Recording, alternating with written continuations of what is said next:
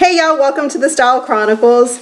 I just recorded a video on kind of like what I eat and some suggestions that I've been getting a lot of questions from people that want to know how I've lost the baby weight, how I kind of eat throughout the day, what my suggestions are to someone who wants to lose weight or is interested in losing weight, as well as, questions that you guys want me to update my weight loss videos. I know I haven't done that. It just kind of got away from me and got kind of, I didn't know where to start. So yeah, I just I recorded a video, and then I thought about it and I realized, you know what, I was all over the place. Like, I was from one way to another, just jumping around. My ideas were just flying at me. So what I thought I would do is, if you guys want me to answer a question that you have, I know I've answered several emails that I get from some ladies who are interested in what I do or my suggestions or my daily routine, fitness, diet, exercise, that kind of, those kind of, things. And I've answered them and given them some suggestions as far as how I work out, what I work out. I'm a family person. My family comes first and foremost to me. So I don't like to sacrifice their time together, or our time together as a family, because I like to work out. So I incorporate my routines into my daily activities. I work out Monday through Thursday. Friday, Saturday, and Sunday I take off, but I will work in a run or something on a Saturday so that I'm not going every day. I take Friday nights off though. I eat whatever I want. I take Saturday off and I eat whatever I want. Sunday, I eat whatever I want. I eat what I want on the weekends, okay? My family, we like to eat out at restaurants, primarily because I make bird food, according to my husband, when I cook at home. So if he wants real food, we go to a restaurant. I am not a good cook. I am not. I didn't grow up cooking. I didn't learn to cook. I grew up in a male household. My dad was a single parent. Didn't really learn how to do simple things like cooking simple stuff. So I'm really bad when it comes to that. But I can make my bird food perfectly fine. I can boil a vegetable. So, we eat out a lot. And when we do eat out, I don't go overboard. I order reasonably. And usually I will split my order in half and eat the next, whatever I didn't eat that night, the next day for lunch. That is kind of how I manage the amount of food that I consume. So, little things like that. And I have answered them, but then, I just keep getting questions and stuff. So what I thought I would do is open it up to you guys. If you guys have a specific question that you want me to answer regarding my workout, exercise, and diet, just put it down below and I can, we'll take it from there. Because like I said, I tried to record this video, but I was everywhere. And I need to split it up into diet, exercise, and then, my daily routines and stuff like that, because it's just too much to do in one video. And like I said, I was jumping, I would go from diet to exercise, back to diet, back to exercise, back to routines, stuff like that. So just ask me questions and I will do it like that, and then I will also split the videos up into 3 so that it's a little bit more manageable for me. But I thought, like I said, I would open it up to you guys. So let me know if you have any questions regarding, my diet, exercise routines, stuff like that.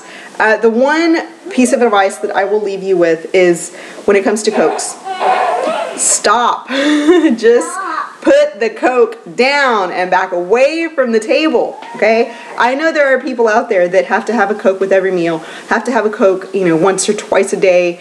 I know there are. I have an uncle that has Coke paraphernalia all over his house. He consumes Coke for every meal. And, and I know there are people out there. So what I will tell you is, I don't drink Cokes. I don't. I was not raised drinking Cokes. My dad very rarely kept them in the house. We had them in the house if we were expecting company or if we were having a party. Easter is usually hosted at my dad's, so he always stocks up for Easter. But if we wanted Coke, it was one of those, do you want a Coke? Because we need to stop at, the drugstore on the way home if you want one for dinner or something. So we never had them readily available. I didn't grow up having them or considering them, a must-have drink for me. We grew up on water and tea and juice and stuff like that. So that is kind of what I have done. My daughter is 4 years old and has only had a sip of a Coke twice, and that was to taste it, and it was because of my husband's own curiosity as to how she would react to it. She hated it. She absolutely hated it. She likes water, she likes juice, and she likes chocolate milk. You just saw her take the chocolate. I will pour it. Don't pour it. I will pour it. Anyhow, so Cokes are not the best thing for you. That's all, you know, I can tell you. That's not to say that I won't have a Coke from time to time. When I get sick, I do crave a Coke. It's like a comfort thing. As well as when I have a course, like, you know, a period, a monthly course. The first day or so, I will crave a Coke. I have not done that since before I got pregnant, because I'm breastfeeding now, so not having to worry about anything. But if I want a Coke other than when I'm sick or, you know, time like that, I will let myself drink a sip or two of my husband's, and that is my way of getting the Coke, you know, into my system that I'm craving, but not really overdoing it.